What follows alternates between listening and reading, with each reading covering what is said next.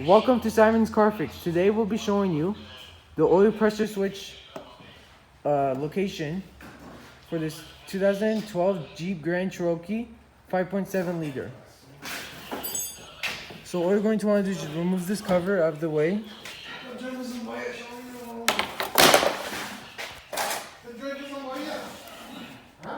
And it's located right over there.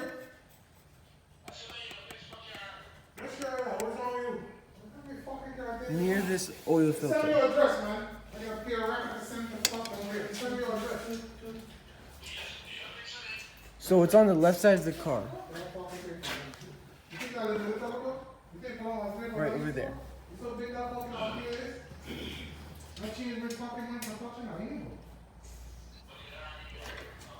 And that's the oil pressure switch location. Thank you for watching.